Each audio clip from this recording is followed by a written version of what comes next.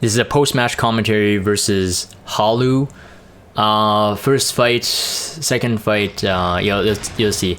I think the first fight was kind of cool. I haven't bring mascot Hazel in a long time, but this is the problem with bringing single target defense heroes. Even with an attack buffer, you can always force the bait, unless they're two different RGB DPS. Yeah, I mean, there's only one option here, honestly. Light bait to attract the A Ravi, and then the mascot Hazel is antagonistic versus the Violet. So then you're defaulted only one target, and DN only does single target. Now in this fight, I use the Adamant Shield on F Maya, and the only reason is because my mascot Hazel is susceptible to DN's S1, and a nasty dual attack, it will go a long way. So I went with Adamant Shield on this one, not an Aureus. So Adamant Shield reduces the damage on critical hits.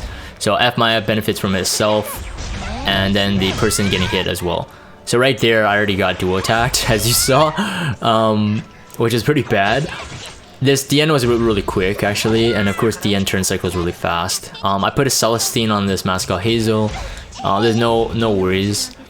It's pretty, in terms of the tankiness, you saw that Violet HP, it was at 20,000. So it's really tanky, but it'll hit like paper. I think the idea is that, you know, potentially anti-cleave. And hoping that they don't bring enough like damage or something, so they can't like one-shot Violet with like a Crow. But Spectenny is broken. Again, I think Spectenny beats Assassin Collie on this one, because Assassin Collie can still be countered, but Spectenny can't be countered. So you have the stealth aspect of Assassin Collie, the threat, as in like she won't be targeted on the AI's turn, but you actually can't get countered at all. So while this team has counter RNG, it doesn't apply to Spectenny, which is why Spectenny right now is like such a good hero, This DN actually didn't have resistance either. My Spectenny doesn't have a lot of effectiveness. I think it's like 40 something. Well, she gets 30 innate.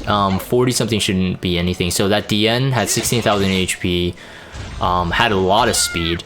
Potentially not built on a resist in mind, and then once that DN is dead, like the entire fight is pretty much over. Hazel's heal cycle is very fast, often overlooked again because she's a 3-star, but I really like Hazel. She has unhealable on the S1 as well. It's 2 turns, so that's pretty OP, especially with A Ravi and Violet. Violet, if he was on a lifesteal set, that wouldn't help, and Ravi also wouldn't be able to heal. So it's very nice. I was very glad that I saw this Sharona's defense team, because now I could make some cool content. Could finally use my Hazel again, which I haven't in a long time.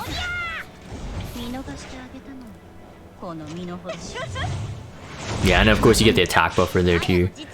So originally I was gonna think about bringing a DN, because I wanted to feed the attack buff, but I'm like, no, it's like, they don't know how that Violet is built, like, could be really bad.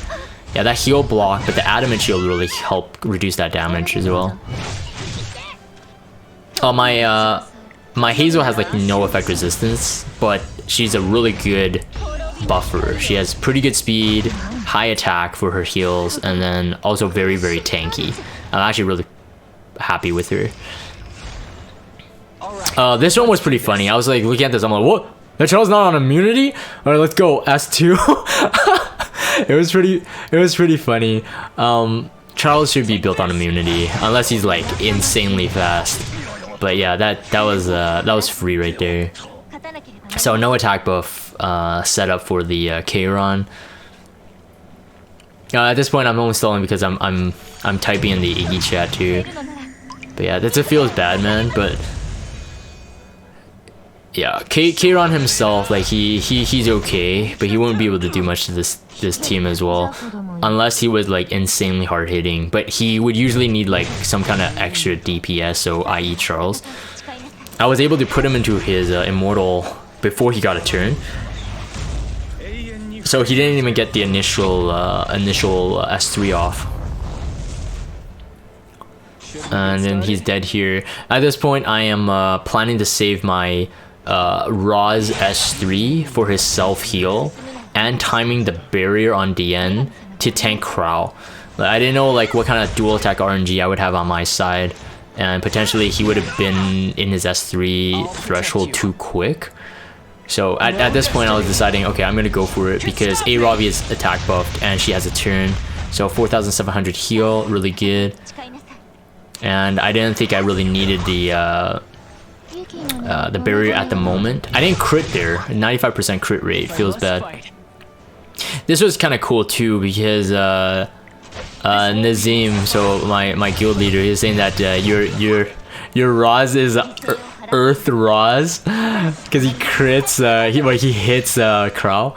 Yeah, here with the barrier on my Roz, because DN's barrier does scale off the target's HP.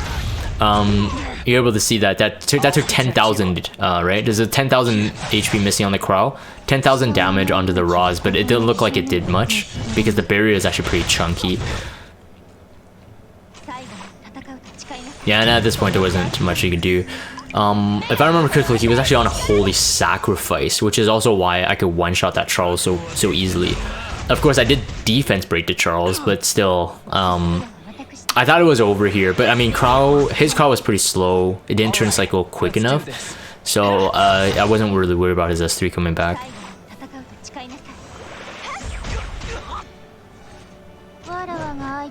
I went with the S3 here. S3 has a higher mod.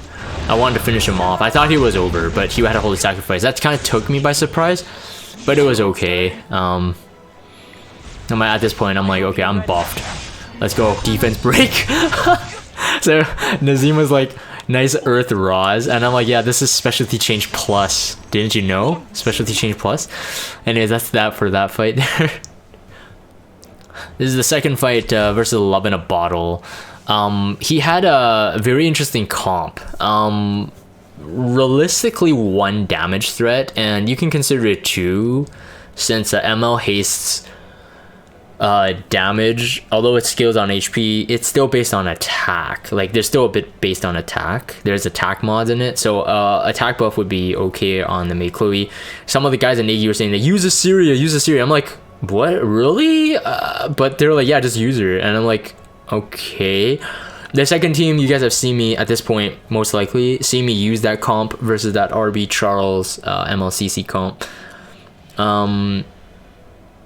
Yeah, you kind of know the mechanics. So anyways, I wasn't 100% sure what ML Haste did, but I'm like, okay, as long as I don't revive, I should be good, right? Like as long as we kill the SSB and even the Mei Chloe before she can revive again, it's relatively low risk. But you guys will see what happens here. At this point, I still wasn't sure about my Assyria. My Assyria has a lot of 70 gear. I think it even has a 67 if I remember correctly. We might actually pop into my equipment view as I do a quick sanity. No, I don't. Never mind. I thought I'd do a quick sanity check on my artifacts, but she's not really well geared. Like she's not like RTA Assyria. She has like 1,000 defense. You see 13,000 HP. It's not a lot. I don't have any defense at all. So first things first, we got the DPS coming at the end. So I was like, okay, just S3 that SSB. Again, there's no immunity on this, but immunity on ML Haste. I was kind of surprised. So I was kind of expecting a potion vial, but there wasn't either. This SSB was really fast, and I think the concept is that to charge up the S2 really quick, so hopefully get a defense break. But then ML Haste doesn't matter. Like he ignores defense, so I was kind of confused. The portrait is a really good touch. Honestly, if he's like true HP damage, just like Dark Horus, a portrait is very nice to have. He doesn't really benefit from other Soul Weaver artifacts, really. So yeah, at this point, I'm like, okay, should I just S3? And someone said, like, oh, he's defense broken. This is a speed SSB. He's not tanky. Just go S1. So I'm like, oh, okay. All right, never mind. I didn't notice her HP was only 9k or less than 10k. At this point, there's no point to actually like revive to S2 at all, since the unbuffable and the unhealable on Assyria, but she would only be susceptible to my to ML haste, since I had a dark element to bait the Chloe, and my Assyria was actually pretty fast, and my DN, so I was able to turn cycle this pretty quick. Getting the reset onto DN was very nice here, because it also lowered one turn of my debuffs, since the series S2 gives it another turn. So it's kind of nice. But at this point, at first I wasn't sure if I should do it, but yes, it technically would have been the best choice no matter what.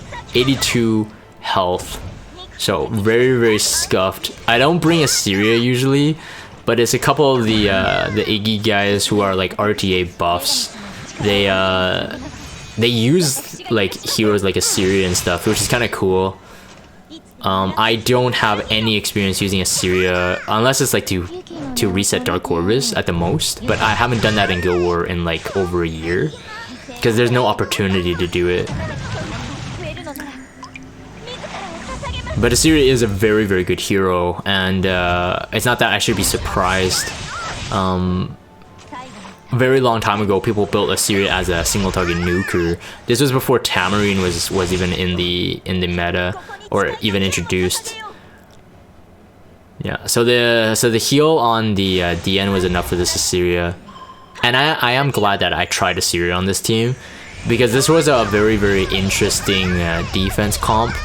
So I wanted to bring slightly more interesting offensive heroes.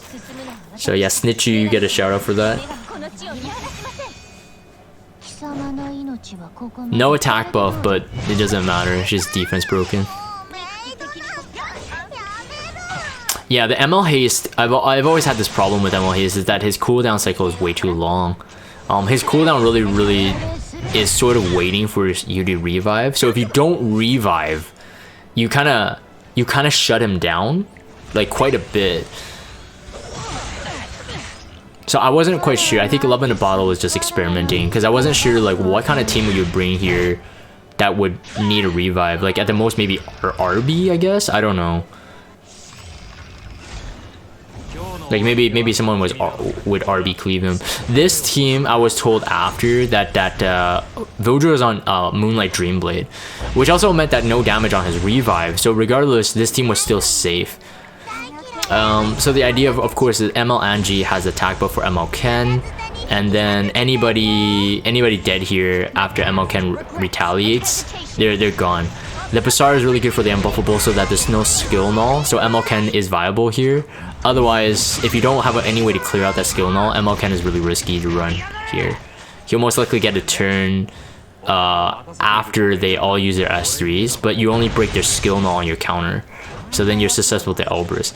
This Charles, I was told that he was actually on a Holy Sacrifice, so I know that he didn't have an Elbrus, so I could just go free hits onto CC. The Charles hit pretty hard, but I have no damage mitigation. Because it was a Holy Sacrifice, again, ML Angie comes in handy. It means that he can't revive. Very, very nice. I love ML Angie. She's really cool. There was very little risk here because ML Angie isn't a hero that I bring to a lot of fights, so that even if she did die, I was okay with her dying. Obviously, preferably not. She is on a Prophetic Candlestick, so if I had gotten lucky and I got hit twice, which I did, she should have fully resetted. Anyways, that was Love in a Bottle. This is the last fight versus Fiddlesticks. Every time we face Hallu, Fiddlesticks is probably the top built player in this guild. Every time we face Hallu, he is the stronghold. He always has something nasty up his sleeve, and that's no joke. That Basar was very fast, really good effectiveness. Went with the Dark Corvus on this one instead of Dizzy because I felt that Dizzy was very high risk. Dark Corvus is less risky because he himself, even if Akates had died, he himself and Krau are able to take out multiple targets by themselves. Especially if the Kairon wasn't like lightning fast. But my my Dark Corvus had pretty good resistance. He was on Strat Gauntlet. The Bazaar was just really high effectiveness.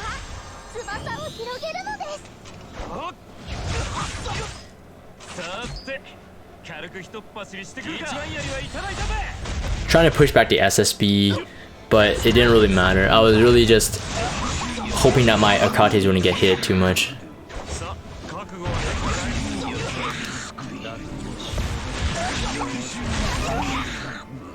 If that wasn't Aliha's knife Keiron, I would have lost. I would have lost my Akates right there and my Crow. Crow due to the Aureus itself. But he did crit, so that crown, it get a lot of RNG on this comp, and Fiddlesticks made sure that both teams had a ton of RNG. Our guild as a whole didn't do too well against it. It wasn't a super clean performance. A lot of us got RNG'd. But yeah, again, bringing one of the best tanks, one of the best tanky bruisers, i.e. Dark Corvus, and then Fire Akates is one of the most broken healers. And you got yourself something that can actually work. Yeah, that I wanted to kill off the Bazaar. I don't even know why I soul burned. It was more of like a reflex, but I wanted to kill off the Bazaar first because honestly I felt that the Dark Corvus could have been fed by SSB. She can't defense break me, and he can self heal. So I felt that that was a less risky move. So you kill off that Bazaar as soon as possible. And because I was stunned at that turn, like she couldn't heal herself here because they had provoked. Regardless, Fiddlesticks was my last fight. Because I knew his stronghold was actually very RNG, so I did save my last fight for him because I didn't want to lose any heroes into my other fights. I think I lose her here, but it wouldn't matter because, like I said, Dark Corvus is a safer option. He's just way more viable here.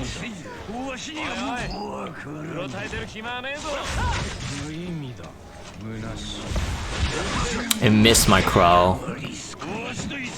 If it hit, my Crow would have been dead as well.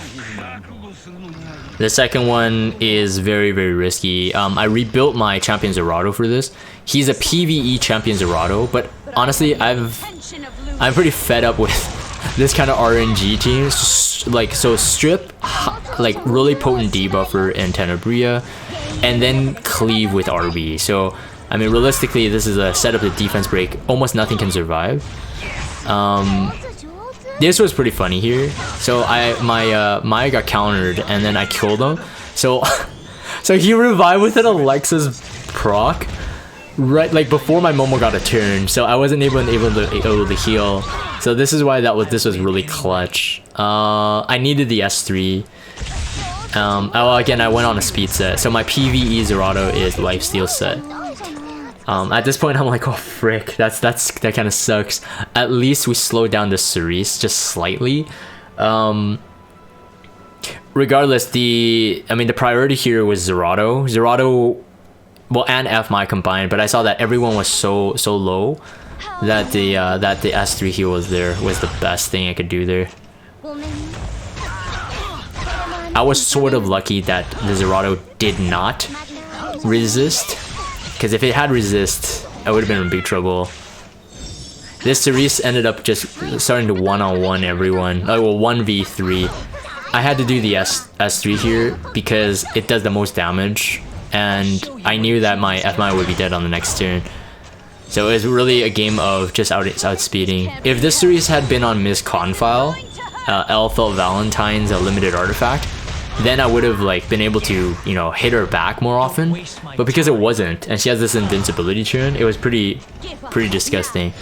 I had to go with a Proof of Valor, as you saw that it actually paid off. If I didn't have a Proof of Valor, my Zerato would have been dead a long time ago.